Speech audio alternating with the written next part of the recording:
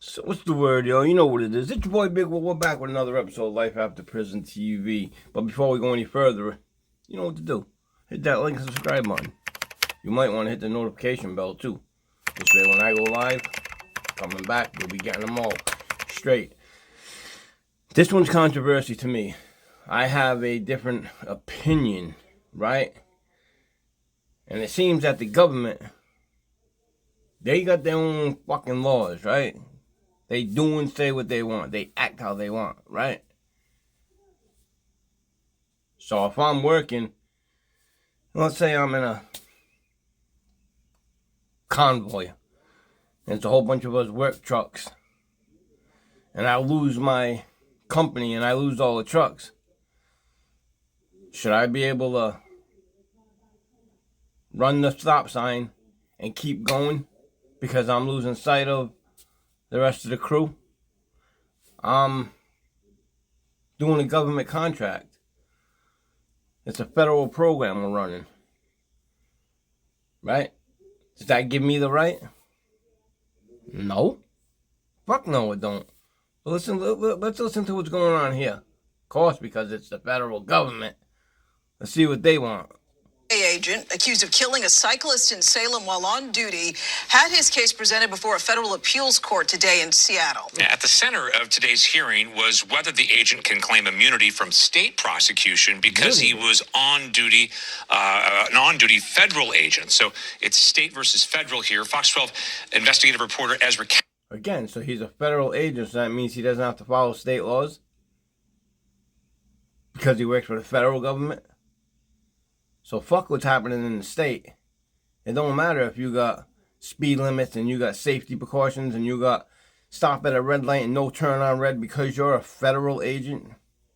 You get to do and act what you want in the state. You know, that's like when you're driving your car in a city and you get pulled over by the state police. Don't get me wrong. The state police, they police the whole state, right? But their job is highway and they're not inner city police. They're not town police. That's what we have, city police, and we have town police in different, counties and cities that don't have, or little counties that are not city. You got what I'm saying. State police are for the highways and they maintain the borders and that's their job. If something goes wrong, if they need the police presence, then they come in and lend a hand to the city police. But you don't see the FBI and you don't see DEA here in case unless they're doing a major drug scale, right? Crossing the lines, and they don't see FBI unless it's a big plot, terrorist plot, or guns or shit like that. Things that happen in the city, you have police departments and you have sheriff departments. There's an order here. You start at the bottom, you get the police department. They police the city, and then you get the sheriff department that police them. I'm 99% positive. If you know, you can let me know in the comments below that the federal government, the sheriff department have more power than the police department, the city police. Well, I'm 99% positive they do. And then on top of them is the sheriff, the state police. And then from the state police goes to, you get me? The FBI, and so on and so forth. But this guy is a federal agent, so he's got immunity for city laws? Nah, fuck that. Has been following the case and brings us the story now, Ezra. Yeah, that's absolutely right. This morning, each side was allowed about 10 minutes to argue their case in front of the appellate judges. The debate centers around a complex legal theory anchored in the idea that federal law supersedes state law. But at the heart of this case is the tragic death of a mother, a wife, and a pillar of the Salem community. On March 28th, 2023, Margane Allen was riding her bike home from work in Southeast Salem. Video from that day shows a black pickup truck running a stop sign moments before striking and killing the cyclist. Running a stop sign. I don't care who you are, federal, state, city, sheriff. I don't care what kind of the detectives, what kind of law enforcement agent you are. A stop sign goes for everybody. A red light goes for everybody. Why? For these reasons. You got a stop sign here because coming this way, there's traffic. That could be kids. Could be kids on a school bus. Could be a van full of mother and kids. It could be just elderly people. Could be anybody. But you got to stop. There you go. It don't matter what kind of agent you are. The stop sign pertains to everybody. So when the president comes down, he don't have to stop at the stop signs and he just keeps on going through. Yeah, he's got a convoy. He's got Secret Service that they get him through, and he just keeps rolling through the stop. But the point is that for something like that scale of, they'll stop the traffic. That's why the stop sign wouldn't pertain to him or the lights, because they would stop it and it would be a convoy and they would stop the traffic and it would be a police detail to get him through. For obvious reasons, safety reasons. So someone will try shooting at the president, drive up on the side of him, pull a Biggie Smalls or a Tupac. Come on now. But a normal police officer, I don't care if you're federal or state or city or sheriff, when you see a stop sign that says stop, you stop. And when you don't, things like this happen. You kill this poor lady. Rest in peace, man. I hope her family. Behind the wheel was DEA Special Agent Samuel Landis, who, according to court documents, was conducting surveillance of a suspected fentanyl dealer. Landis had fallen behind the rest of the surveillance team and was trying to catch up when he allegedly struck. So he's doing observation on a fentanyl dealer. And the team is following this fentanyl dealer. And he lose sight of the team. So let me do 90 past the stop sign instead of picking up my walkie-talkie on my radio on my cell phone and saying, hey, where are you? Okay, I'm right behind you as I fell back a little bit due to traffic or a stop sign. I'll be right there. No, they went left? Let me gun it through the stop sign. I hope nobody comes because I got no siren running and I got no lights running. So to the average person, I'm just a regular truck barreling down the road. I got no sirens running to tell people a police officer is coming through. Let's stop right here. No. There's no. The average person just sees and goes. So you got a person here on the bike that sees and got the right of way and goes. And this guy nails her and takes her off. And takes their life. God rest their soul. And he thinks he should get immunity because he's an FBI agent. Come on, man. You're doing surveillance on a drug dealer. You know where he lives. So I didn't see him do this hand to hand. Maybe I can see the next one. It's not that serious. Or it's not like he's pulling a plot to go and shoot up a school, or he's not having a plot to set up. Come on. The surveillance on a drug dealer? So let me barrel through the stop sign and end someone's life? Come on, man. If you did it once, they do it all the time. Allen on her bicycle. The testimony at the grand jury was that there was no urgency and that there was no hot pursuit. After months of delay, Landis was charged with criminally negligent homicide on September 6th in Marion County Circuit Court. But Landis's lawyers asked to have the case moved to a federal court so that they could use a defense of federal immunity. So the immunity doctrine says if the person is acting as a federal agent, then they are immune from state prosecution. U.S. District Judge Michael McShane granted that request in December of last year, moving the case to the district court in Eugene. The Oregon Attorney General's office appealed that decision and today argued in front of the Ninth Circuit Court of Appeals that the case should stay in state court. 100%. So normally you actually wouldn't be able to get an appeal heard before you've resolved the entire case. But this is a special circumstance because if the case should not be in federal court, then waiting until it's been heard is a colossal waste of resources and time, and so forth. An attorney for the state of Oregon argued to the appellate judges that running the stop sign wasn't necessary for Landis to do his job as a DEA agent. It's not necessary. They're not chasing a suspect. They're following him. They're doing surveillance. I lost them. I'm going to go back to the house where he lives and sit there and see him, watch him pull up. And continue my surveillance. We're not trying to arrest him. He's not a fugitive.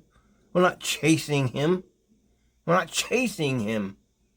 There's no need for them to be speeding through the city when they're not chasing him. There's no need for it.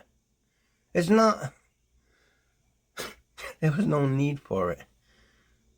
So no, he shouldn't be immune. Shouldn't have immunity. Are you serious? And people are entertaining this? This is the problem with this country. Shit like this. Shitbags like this that will pull that card out. Oh my God, it in somebody's life. I think I should use the FBI immunity card. Huh? Yeah, because I'm an FBI agent and I'm speeding through the city, not obeying the laws, working in the capacity of a... No? You let your partners follow them and surveil them that you lost, and you eventually catch up with them. But no, this is one of them. This is one of them cops that they got to be in the middle of the action. That when they catch the suspect, he's got to get out and kick him and punch him, and he's one of them cops, right? He's got to. That's bad. You talk about and focus on urgency with legitimate justification. But are you almost suggesting that there needs to be a necessity for him to have run the stop sign? Yes, definitely. When a federal officer violates state traffic law, their conduct will only be necessary in that circumstance when there is some urgency or emergency that requires them to do so. Landis's lawyers countered that running the stop sign was perceived as necessary at the time, regardless of how it seems now. Everybody can say right now that wasn't the right decision. We know that because we know what happened. But what did he know at the time? So you know that. So he knows that. But what did he know at the time? Well, he knows that he was following the rest of the clan, and for some odd reason, he lost them. What was he doing to lose them? Was he not paying attention? Was he driving below the speed limit? What was he doing that he lost them? That's first. Let's hold him accountable. Why did he lose them? So, what happened is, and this is all speculation, this is my theory, is he was following, and he decided to fuck off, and he lost them. He lost the rest of his gang, his posse, his clan, his partners, the crew. He lost them. So, in order for him not to get reprimanded, he had to get back with the crew, right? Or his superiors would say, well, why did you lose them? What happened that caused you to lose them? Nothing. So-and-so. So instead of going that route and getting reprimanded and trying to explain what happened, why he lost them, he figured he would speed and run stop signs and red lights and whatever else he could do. Aggressively take control of the road. Right? And catch up with everybody. Now they say he was perceived to have an urgency or emergency, right? It was perceived by him. The community perceives this to be another citizen, not a law enforcement agency person. So they don't yield to him and give him way. Because they perceived him to be just a normal person. They didn't perceive him to be urgently or in emergency following somebody. So, hadn't he hit her, possibly he could have had road rage with somebody else that he would have been following or passing or aggressively taking control of the road, right? And putting another family in danger in their car or whatever else. So he's doing all of this, all of these things that could potentially be harmful, as he hit this young lady on her bicycle. God rest her soul. Oh my God, rest in peace. You know, God bless their family. You know, they went through it. They've been going through it since March 2023 because of the negligence of a police officer. And I think he should be charged and prosecuted to the full, like you or I would be. Was it reasonable, given everything that he knew about the surveillance, about the need to stay in touch with the team, about the dangerousness of this fentanyl dealer? All of that given, was it reasonable? It was a mistake of judgment. No. We know that. It was a tragedy that happened. But he made that reasonable decision in the context of law enforcement surveillance. While immunity is at the center of the case. So they're using this shield they're hiding behind. He made his decision in the guise of being a police officer in duty doing his job. But again, why did he lose the team? What caused this separation to cause this to happen? The investigation's got to go deeper. Appellate judges are only tasked with answering the question of whether the case should be removed from the state court into the federal court. Really, it's about the removal issue. What should this case be in federal court? And I think the answer is going to be yes or no. And if the answer is no, then it gets kicked back to state court. If the answer is yes, it goes back to the federal district court. Then get away and with then next, you would have to decide, okay, does the immunity defense apply? If the case remains in federal court, it doesn't mean that the immunity defense automatically works for Landis. His team will still have to show that running the stop sign was part of his work as a DEA agent. Either way, the victim's family will still be able to bring a civil lawsuit against Landis's employer, which in this case would be the United States of America. For now, the case is on pause while both sides wait for a decision from the Court of Appeals. Reporting in studio, Ezra Kaplan, Fox 12 Oregon. And he should be sued, and he should be criminally charged, and he should be fired for negligence and vehicular homicide, speeding, driving to endanger, reckless driving, you name it. Name the charges that you or I would face if it was us that was speeding through a stop sign.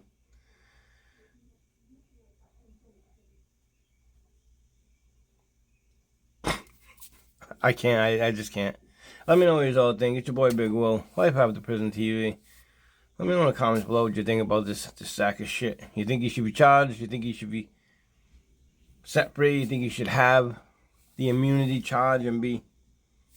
Let me know what you all think. It's your boy Big Will. Life After Prison TV. We'll see you on the next one. Peace.